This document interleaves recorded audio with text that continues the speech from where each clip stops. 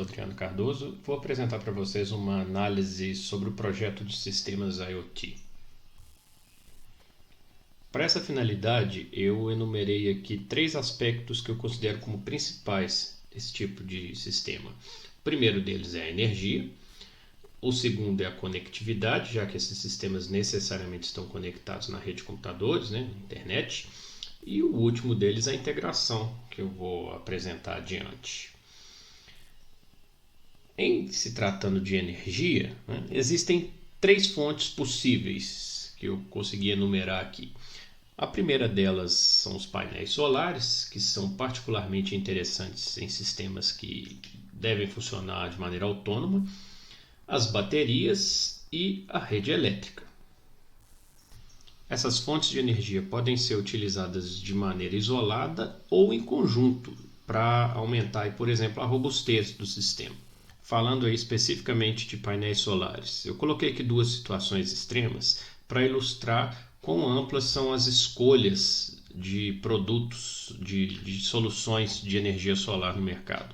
Então aqui eu tenho 2 células miniatura, bem pequenininhas, e uma célula, uma placa solar daquelas que normalmente são instaladas em fachadas ou em telhado, já com o gerenciador de carga e cabos para conexão na bateria, vendidos normalmente como uma solução única.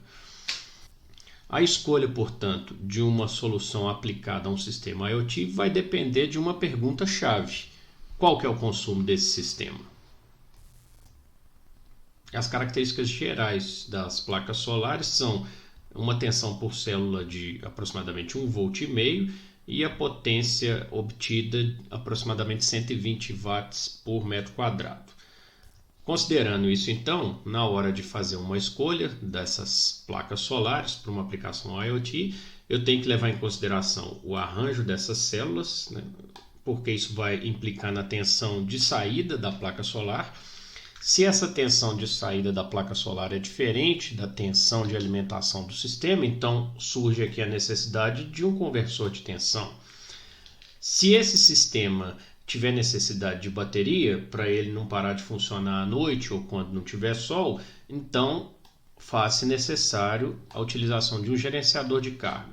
E o aspecto final, que vai definir as escolhas aqui, é o custo, como qualquer outro sistema. Passando agora às baterias. Eu ilustrei aqui diferentes tipos de baterias que são encontrados aí nas mais diversas aplicações.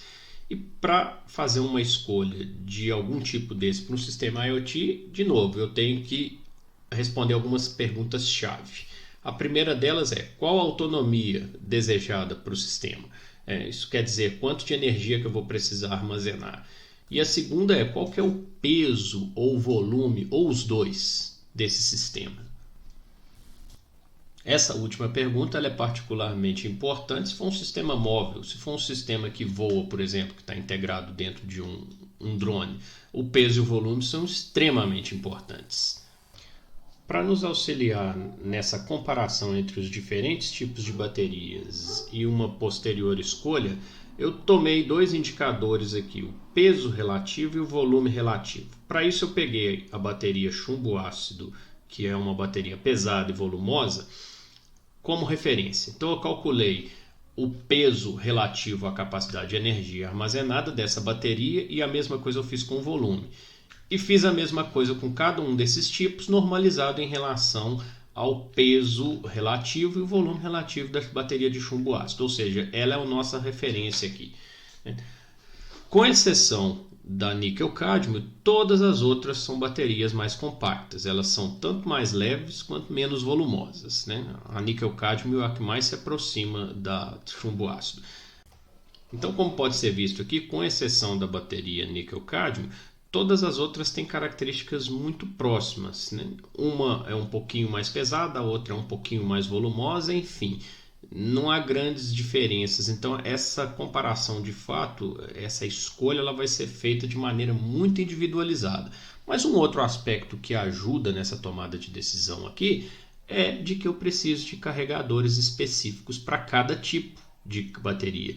Isso simplifica um pouco quando se trata desse tipo de bateria níquel-hidreto metálico, que o carregador dela, assim como o da níquel-cádmio, é um carregador simples. O processo de carga das baterias de lítio é um pouco mais complicado porque elas são baterias potencialmente explosivas. A título de ilustração, eu coloquei nessa tabela part numbers de chips, que são controladores de carga para baterias de diferentes tipos. A última das fontes de energia é a rede elétrica, e a característica geral da rede elétrica, nesse caso, é a potência ilimitada, porque nós estamos falando de sistemas eletrônicos, né? O nosso consumo ele é desprezível para a rede elétrica. E o outro aspecto importante é a necessidade do conversor AC/DC. A rede elétrica fornece corrente alternada. Os aspectos que têm que ser analisados na hora de colocar a energia a partir da rede elétrica, primeiramente a disponibilidade. Dependendo de onde esse sistema IoT funcionar, não vai haver rede elétrica. A possibilidade de interrupções tem que ser levada em consideração, porque a rede elétrica pode sofrer interrupções. Se for necessário mobilidade, então a rede elétrica vai ser um problema. E no final das contas, de novo, custo. O próximo item da nossa análise de design de sistemas IoT é a conectividade. As características gerais de um sistema de comunicação são largura de banda, faixa de frequência no caso das comunicações rádio, consumo de energia, consumo computacional e segurança da comunicação. As tecnologias que nós temos à disposição hoje são basicamente a Ethernet, que é a conexão cabeada, Wi-Fi, Bluetooth, modem 3G, 4G, daqui a pouco modem 5G e os radiolinks dedicados. Eu vou falar um pouquinho de cada uma dessas tecnologias de conexão, começando aqui pela Ethernet. Características gerais dela: uma largura de banda muito elevada, nós temos aí conexões de 1 gigabit por segundo disponíveis e a baixo custo, muito estável, o consumo de energia é muito baixo e ela é relativamente segura, depende do tipo de protocolo que está sendo adotado na comunicação. O que a gente tem que analisar para tomar essa decisão da comunicação cabeada ou não? É a disponibilidade de cabos, basicamente, e se o sistema precisa ser móvel, porque onde tem cabo, a mobilidade fica comprometida. Uma alternativa à conectividade é a tecnologia Wi-Fi, que já é bem conhecida. As características gerais dela são uma largura de banda elevada, variando aí dos 150 megabits a gigabits para as interfaces de 5 GHz. São duas faixas de frequência disponível em 2.4 ou 5 GHz. O consumo de energia eu considero elevado do ponto de vista de uma estação IoT, que normalmente é um processador de pequeno porte, com baixo consumo de energia. E a mesma coisa é esse consumo computacional elevado aqui por causa da criptografia do Wi-Fi. A comunicação tem que ser criptografada para ela ser segura, principalmente por ser uma transmissão rádio. Os aspectos que temos que analisar aqui então primeiramente, a disponibilidade de um roteador nas proximidades desse sistema IoT. Ainda assim, eu tenho que checar o nível do sinal recebido, porque em determinadas situações, mesmo tendo o sinal, se ele está muito baixo, isso impacta na banda. Tá? E a outra questão é a possibilidade de interferência com outros sistemas Wi-Fi. Isso acontece principalmente onde já tem muitos sistemas Wi-Fi funcionando e aí começa a ter uma saturação da banda. Outra alternativa à conectividade é a tecnologia Bluetooth, que já é uma tecnologia bem conhecida, bem desenvolvida. Temos aí já uma ampla variedade de módulos comerciais de baixo consumo, compactos, o que torna a sua aplicação bastante interessante. As características gerais deles são uma largura de banda média. Comparado com a tecnologia Wi-Fi, essa largura de banda realmente é bem reduzida, mas ela ainda é suficiente para aplicações de multimídia. A faixa de frequência disponível, por enquanto, é simplesmente 2,4 GHz.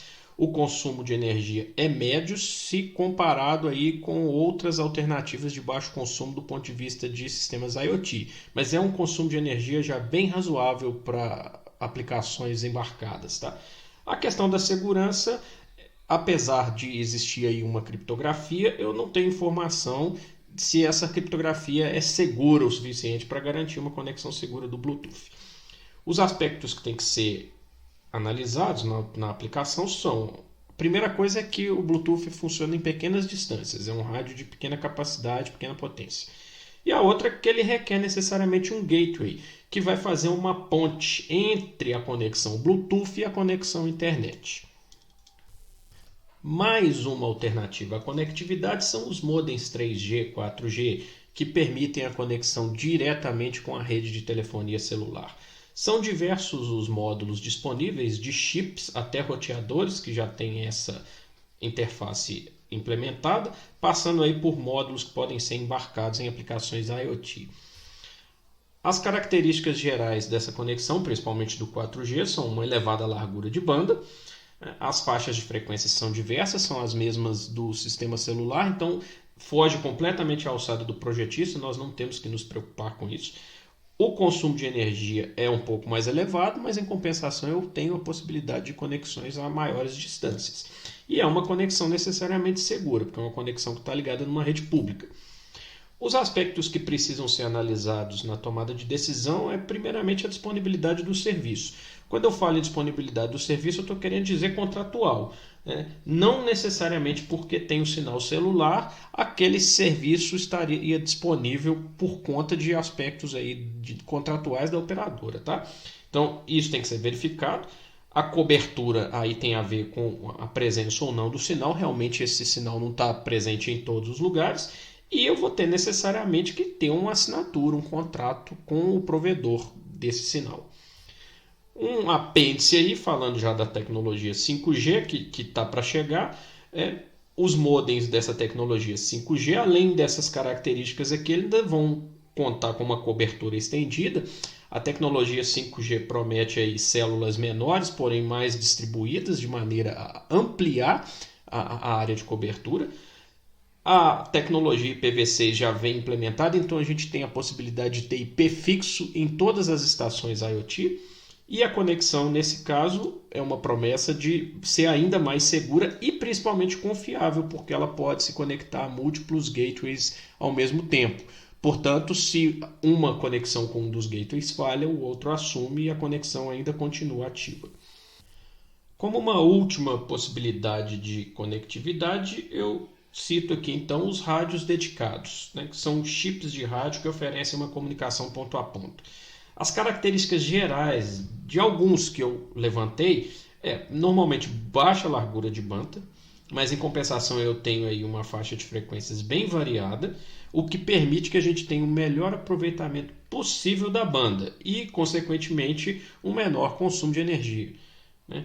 O que fica devendo aí é a questão da segurança, que vai depender da aplicação, já que esses dispositivos oferecem uma comunicação em camada física. E ele vai requerer necessariamente um gateway proprietário. Esse gateway proprietário é aquela ponte que vai fazer a conexão do link de rádio com a internet. Os aspectos que precisam ser analisados na tomada de decisão por esse tipo de aplicação primeiramente, consumo de energia crítico, ou então condições de propagação críticas. Nesse caso aqui, é interessante às vezes trabalhar com uma faixa de frequência menor, onde as condições de propagação são um pouco mais favoráveis. E se uma comunicação proprietária for desejada ou necessária. O último dos aspectos dos sistemas IoT que eu propus lá no início é a integração, que é a capacidade de colocar então todas essas tecnologias e esses dispositivos trabalhando em conjunto de maneira coordenada. A primeira abordagem, então, que nós encontramos na literatura é o que a gente chama de bare metal, onde eu tenho um sistema proprietário. Nesse caso, então, normalmente o que se faz escolhe-se um processador, escolhe-se os dispositivos de memória, periféricos e etc. O projeto é feito em nível eletrônico, aqui tem um exemplo de um projeto desses que é open, tá? E se constrói então um computador dedicado para aquela aplicação. Uma outra abordagem de integração são os sistemas operacionais de tempo real. Normalmente módulos comerciais aí que já tem hardware e software, né, normalmente de baixa capacidade de processamento, né, que podem ter hardware aberto ou proprietário, da mesma forma um sistema operacional aberto ou proprietário. Mas a grande questão é que eles permitem o desenvolvimento rápido de aplicações utilizando as bibliotecas oferecidas junto com a arquitetura. Um exemplo desse tipo de abordagem é o famoso ESP8266. Aqui, por exemplo, tem uma ilustração de um sistema desse tipo. o ESP está aqui, né? Essa aqui é a plaquinha que tem o sistema RTOS, né? Aqui tem uma interface com todo o resto, então o projeto desse sistema embarcado aqui, ele consistiu em interligar essas unidades externas com um módulo de processamento ESP8266. Uma última abordagem à integração de sistemas, então, nós vamos citar aí as famosas soluções de Linux embarcado, como por exemplo a Raspberry Pi e a BeagleBone.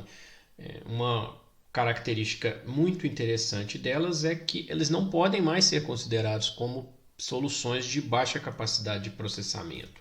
Nós temos aí placas compactas, aqui está a BeagleBone, aqui está a Raspberry e a Raspberry Zero, que são 3 famosas, né, de baixo custo.